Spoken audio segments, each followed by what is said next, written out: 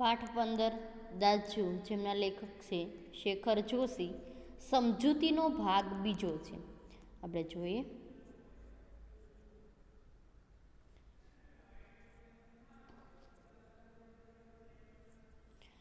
તો કહે છે કે ડોટિયા લગો વ સંકુચાતા હુઆ બોલા. તેમના ગામનું નામ બોલતા એને શરમ આવતી હતી. जगदीश बाबू के चेहरे पर पूती हुई एकाकीपन की शाई दूर हो गई. જે જગદીશ બાબુના ચહેરા પર એકલતા પણ અનુભવાતો હતો, એકાંકી પણ અનુભવાતો હતો, તે છે તે શાઈ દૂર હો ગઈ, એટલે કહેવાય છે તે અંદરનો જે ડર હતો તે દૂર થઈ જાય છે. और जब उन्होंने मुस्कुरा कर मदन को बताया कि वे भी उसके निकटवर्ती गांव के रहने वाले हैं, तो लगा जैसे प्रसन्नता के कारण अभी मदन के हाथ से ट्रे गिर पड़ेगी. અને ઉन्होंने मुस्कुरा कर मदन को बताया, હસી અને તે મદનને બતાવે છે કે વે ભી પોતે જગદીશ બાબુ પણ નિકટવર્તી ગાંવ કે રહેને વાલે હે, તેના નજીકના ગામના રહેવાસી છે. તો લગા જૈસે પ્રસન્નતા છે, તો એ બાળક પ્રસન્નતાથી, ખુશીથી, તે ખુશીના કારણે તે મદનના હાથમાંથી, જે હાથમાં પકડેલી ટ્રે હતી તે પડી જાય એવો એટલો તે ખુશ થઈ ગયો હતો. उसके मुंह से शब्द निकलता चाहकर भी न निकल सके. જેના શબ્દ મોઢામાંથી કાઢવા હતા પણ ખુશીના કારણે તે શબ્દ બોલી શકતો નથી. खोया खोया सा वह अपने अतीत को फिर लौट लौट कर देखने का प्रयत्न कर रहा था. જે ખોયેલું અતીત, જે ભૂતકાળ હતો, અતીત એટલે શું થાય? ભૂતકાળ. ખોયા ખોયા એટલે કે છે ભૂલાયેલો, એનો ખોવાયેલો જે ભૂતકાળ હતો, પાછો ફરી ફરીને પાછો આવતો હોય એવો પ્રયત્ન કરી રહ્યો હતો. દેખને કા પ્રયત્ન કર રહા હતા. અતીત ગાંવ, ભૂતકાળનું ગામ. ઊંચી પહાડિયા, ગામની ઊંચી જે ડુંગરીઓ હોય છે તે. નદી, તેની નદીઓ યાદ આવે છે. ઈર્જા એટલે એની મા યાદ આવે છે. બાબા એટલે એના પિતા યાદ આવે છે. દીદી એની બહેન યાદ આવે છે. ભૂલી તો એની નાની બહેન યાદ આવે છે. દાજુ તો એને મોટા ભાઈ પણ યાદ આવે છે. એ બાળક છે, એક નિકટવર્તી વ્યક્તિને ખાલી એનો એક અંશ મળી જાય છે કે હું એ નજીકના ગામનો છું, ત્યારે બાળકની અંદર કેટલું આમ આખું કહીએ ને કે ચિત્રાત્મક પ્રવૃત્તિઓ એને ઉભરાઈ આવે છે અને આખું એનું ભૂતકાળને યાદ કરે છે. તો કહે છે કે અતીત એટલે એનું તેનું ભૂતકાળનું ગામ, ઊંચી પહાડીઓ, નદી, એની મા, એના બાબુજી, દીદી, નાની એની બહેન અને મોટા ભાઈ પણ એને યાદ આવે છે. મદન કો જગદીશ બાબુ કે રૂપ મેં કિસી કી છાયા નિકટ જાન પડી. અને મદનને જગદીશ બાબુના રૂપની અંદર કિસકી છાયા નિકટ જાન પડી, તો એને કહે છે કે દાજુ કી છાયા નિકટ જાન. આ પ્રશ્ન તમને એક વાક્યની અંદર પૂછાશે અને મોસ્ટ આઈએમપી છે. मदन को जगदीश बाबू के रूप में किसकी छाया निकट जान पड़ी, तो दाजू की छाया निकट जान पड़ी. ईर्जा नहीं, પહેલાં તો તે વિચારે છે કે શું આવશે. ઈર્જા તો માનો દેખી શકાય જગદીશ બાબુની અંદર. બાબા તો પિતા સ્વરૂપે એનામાં હતું નહીં. દીદી, ભૂલી, મોટી બહેન કે નાની બહેન પણ એના ચહેરા સામે મૂકી શકાય નહીં. નહીં દાજુ, હા દાજુ. નહીં દાજુ કહે છે કે મોટા ભાઈ, પછી એને યાદ આવે છે હા મોટા ભાઈ કહીને એને પુકારી શકાય. दो चार ही दिनों में मदन और जगदीश बाबू के बीच की अजबनीपन की खाई दूर हो गई. તો કે છે 2-4 દિવસની અંદર મદન અને જગદીશ બાબુની વચ્ચે જે અજબનીપન की खाई दूर होना, अच्छी तरह परिचय होना. टेबल पर बैठते ही मदन का स्वर सुनाई देता. અને બંને વચ્ચે એટલો સારો પરિચય બની જાય છે અને ટેબલ પર બેસતા જ મદનનો સ્વર સંભળાતો, દાજુ જય હિન્દ, દાજુ જય હિન્દ. દાજુ આજ તો ઠંડ બહુત હૈ. મોટા ભાઈ આજે તો ઠંડી વધારે છે. દાજુ ક્યાં યહાં ભી હ્યુ અથવા તો હિમ પડેગા. દાજુ અહીંયા હ્યુ એટલે કે બરફ, શું અહીંયા પણ બરફ પડશે. દાજુ આપને તો કલ બહુ થોડા ખાના ખાયા હતા. મોટા ભાઈ કાલે તમે ઓછું જમ્યા હતા. વારંવાર તે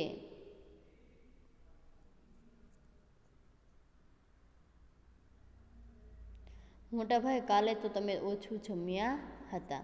તભી કિસી ઓર સે બોય की आवाज़ पड़ते और मदन उस आवाज़ की प्रतिध्वनि से के पહોंचते से पहले वहाँ पहुंच जाता। કોઈ વ્યક્તિ એને ઓર્ડર આપવા માટે બાળકને બોય કહીને બોલાવે તો એ જે અવાજ પૂર્ણ થાય તે પહેલાં એના ટેબલ પર તે હાજર થઈ જતો હતો। ઓર્ડર લેકર ફિર આતે જાતે જાતે જગદીશ બાબુ છે પૂછતા, દાજુ કોઈ ચીજ? ઓર્ડર લેતો જાય છે, દેતો જાય છે અને બોલતો જાય છે, દાજુ તમારા માટે પણ કંઈ લેતો આવું? પાણી લાવો। તો શું મગાવે છે? પાણી લેતો આય। लाया दाजू शब्द को उतनी ही आतुरता और लगन से दोहराता जितनी आतुरता से बहुत दिनों के बाद मिलने पर भी माँ अपने बेटे को चूमती है। लाया दाजू, आ दाजू शब्द थी एनी एटली आतुरता अंदर थी, लगन थी दोहरातो शब्द निकलतो અને આતુરતાના શબ્દોની અંદર ઘણા દિવસ પછી માતા છે એના બાળકને મળી હોય એટલી લાગણી એની અંદર દેખાતી હતી। कुछ दिनों बाद जगदीश बाबू का एकांकीपन दूर हो गया। थोड़ा दिवसों पछी जगदीश बाबूनी एकलतापणुं दूर थई जाय छे। उन्हें अब चौक कैफे ही नहीं, सारा शहर अपनेपन के रंग में रंगा हुआ सा लगने लगा था।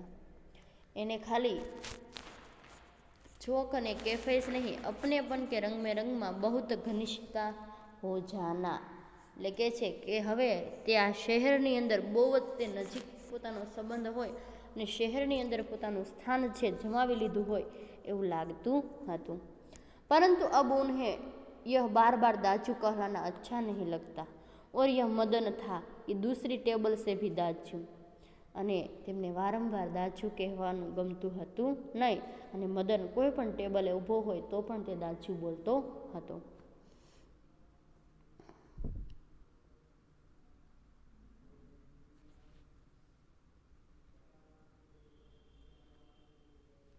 મદન ઇધર આવો, મદનને બોલાવે છે અહીં આવો। આયા દાજુ કહે છે આવ્યો મોટો ભાઈ। दाजू शब्द की आवृत्ति पर जगदीश बाबू के मध्यम वर्गीय संस्कार जाग उठे અને દાજુ શબ્દના आवृत्ति परथी जगदीश बाबूना मध्यम वर्गीय संस्कारों जागी उठे छे। अपनत्व की पतली डोरी अहंकार की तेज धार के आगे न टीक सकी। पोताना એટલે કે છે લાગણીશીલ સ્વભાવના અહંકાર એટલે પોતાનો જે ઘમંડ છે તેની સામે આ જે લાગણીશીલ સ્વભાવ છે તે ટકી શક્યો નહીં। દાજુ ચાય લાવું? દાજુ તમારા માટે ચાય લાવું? ચાય નહીં લેકર યહ દાજુ દાજુ ક્યાં ચિલ્લાને रहते हो? ચાય નથી જોતી પણ શું કે આ દાજુ દાજુ શું કે તું નકરો બોલી રહ્યો છે। किसी की प्रेस्टीज पर क्या भी ख्याल नहीं है तुम्हें? प्रेस्टीज એટલે પ્રતિષ્ઠા, તને કોઈની પ્રતિષ્ઠા કે શાખાનો પણ ખ્યાલ નથી તને કે આ ઇંગ્લિશ વર્ડ હતો તો એ બાળક સમજી શક્યો ન હતો।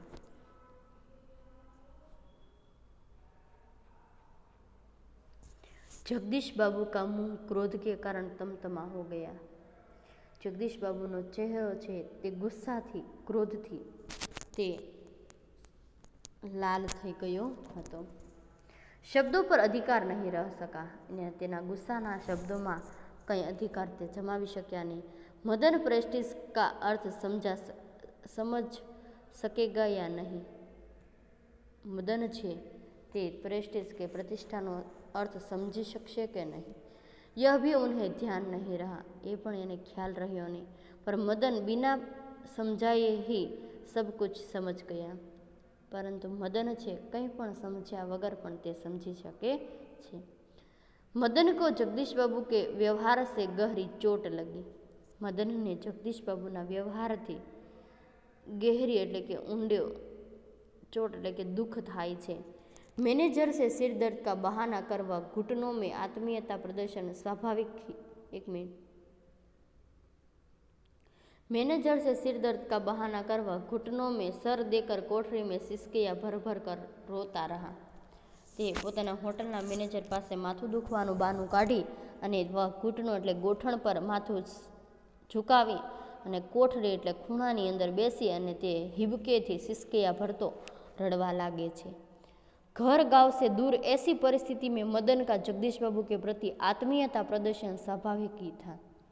અને તે ઘર અને ગાંવથી દૂર આ પરિસ્થિતિની અંદર મદન અને જગદીશ બાબુ ને પ્રત્યે જે આત્મીયता प्रदर्शन હતું તે स्वाभाविक હતું, પણ इसी कारण आज प्रवासी जीवन में पहली बार उसे लगा कि जिस किसी ने उसे ईर्जा की गोदी से, बाबा की बाहों के, दीदी के आंचल से અને છાયા से बलपूर्वक खींच लिया हो। પરંતુ એને પહેલી વાર એવું લાગે છે કે પોતાની માતાના ખોળામાંથી, પિતાની બાહોમાંથી અને પોતાના બહેનના આંચલ એટલે કે દીદીને પોતાના પાસેથી એને છીનવી લીધો, એને પોતાના ભાઈને બળપૂર્વક ખેંચી લીધો હોય એવી ભાવુકતા સ્થાયી નહીં હોતો। આ એક દુઃખ છે તે રડતા રડતા તેની યાદ આવે છે। रो लेने पर अंतर की घुमड़ती वेदना की आंखों की राह बाहर निकल लाने पर मनुष्य जो कि निश्चय करता है। તે અંતરની જે ઘુમડતી વેદના હતી તે આંખો કી રાહ બહાર તે રડી અને તે વ્યક્ત કરે છે। મનુષ્ય જો भी निश्चय करता है, મનુષ્ય કંઈ પણ નિશ્ચય કે નિર્ણય લે છે वे भावुक क्षणों की अपेक्षा अधिक विवेकपूर्ण होते हैं। તે ભાવનાઓની સાથે તે ઘણું વિવેકપૂર્ણ તે નિર્ણય લેતો હોય છે। મદન પૂર્વવત કામ કરને લગા। મદન છે ફરી મક્કમ કે નિશ્ચય કરી અને નિર્ણય કરી અને ફરી કામે લાગે છે। दूसरे दिन कैफे जाते हुए अचानक ही जगदीश बाबू की भेंट बचपन की सहपाठी हेमंत से हो गई। બીજે દિવસે અચાનક જગદીશ બાબુની છે તે પોતાના બાળપણના સહપાઠી જે હેમંત છે તેની સાથે તેનો ભેટો થાય છે। कैफे में पहुँच कर जगदीश बाबू ने इशारा से मदन को बुलाया। कैफे में पहुँचता जगदीश बाबूए मदन ने इशारे के પોતાની પાસે બોલાવે છે, परंतु उन्हें लगा कि जैसे वह उनसे दूर दूर रहने का प्रयत्न कर रहा था। પરંતુ જગદીશ બાબુને એવું લાગી રહ્યું છે કે પોતાની બાળક છે એનાથી દૂર દૂર રહેવાનો પ્રયત્ન કરી રહ્યો હતો। दूसरी बार बुलाने पर ही मदन आया। બીજી વાર જ્યારે મદનને બોલાવે છે ત્યારે જ તે આવે છે। आज उसके मुंह पर वह मुस्कान न थी और न हो उसके क्या लाऊं।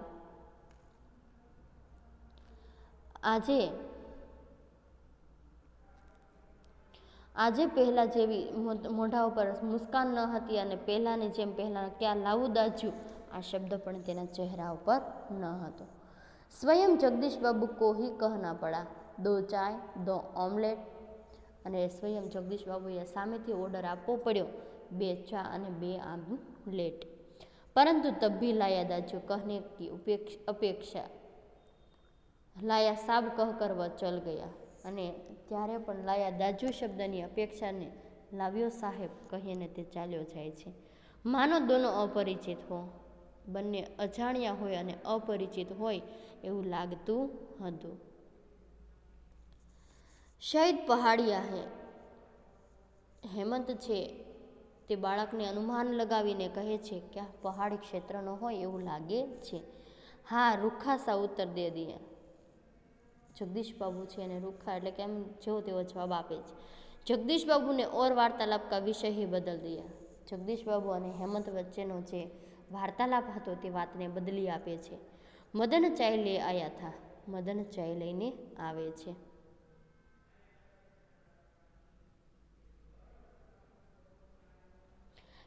क्या नाम है तुम्हारा लड़के। મદન એટલે હેમંત છે મદનને પૂછે છે બાળક તારું નામ શું છે। हेमंत ने एहसास चढ़ाने की गरज से पूछा कि एहसान जमावतो हो ये रीते गरज थी पूछे से। कुछ क्षणों के लिए टेबल पर गंभीर मौन छा गया अने थोड़े क्षण माटे टेबल पर मौन छवाई जाए छे। जगदीश बाबू की आंखें चाय के प्याली पर ही झुक रही थी। जगदीश बाबू ने आंखों छे ये चायना कप ऊपर ते रोकाई रही थी। मदन की आंखों के सामने विगत स्मृतियाँ घूमने लगी। मदननी આંખોની સામે જે જગદીશ બાબુએ તેમનું અપમાન કર્યું હતું તે વિગત સ્મૃતિયા ઉભરાઈ આવે છે। जगदीश बाबू का एक दिन ऐसे ही नाम पूछना, फिर दाजू आपने तो कल थोड़ा खाना खाया था और एक दिन किसी की प्रतिक्रिया ख्याल नहीं रहा तो। અને જગદીશ બાબુનો પણ એ પ્રસંગ યાદ આવે છે કે એક દિવસ એવી રીતે નામ પૂછવું, લાયા દાજુ કલ થોડા ઓછા ખાયા था અને એક દિવસ પ્રેસ્ટીજનો પણ ખ્યાલ નથી આ શબ્દો એને યાદ આવે છે। जगदीश बाबू ने आंखें उठाकर मदन की ओर देखा। जगदीश बाबूए पोतानी आंख उठावी અને મદનની સામે જુએ છે। उन्हें लगा जैसे अभी राह उन्हें लगा कि जैसे अभी वह ज्वालामुखी सा फूट પડેગા અને તેને એવું લાગે છે જ્વાલામુખી સા ફટના અત્યંત ક્રોધ મેં બોલના. તો કહે છે કે હમણાં તે ક્રોધની અંદર બોલવા લાગશે.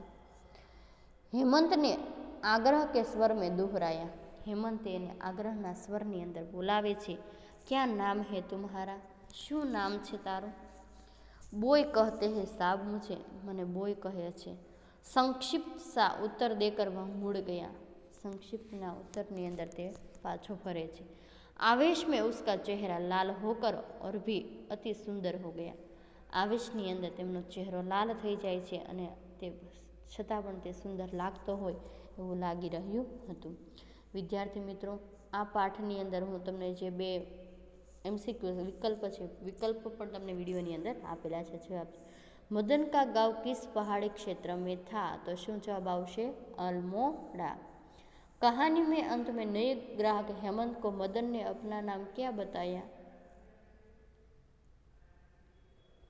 कहानी के अंत में नए ग्राहक हेमंत को मदन ने अपना नाम क्या बताया? तो શું આવશે? બોય આવે. આમાં આ કે સવાલ છે ને અહીંયા આવશે બોય. શું આવશે? બોય. વિદ્યાર્થી મિત્રો, તમારે તમારી પાકી નોટની અંદર એક વાક્યના સવાલ, સવિસ્તાર સવાલ,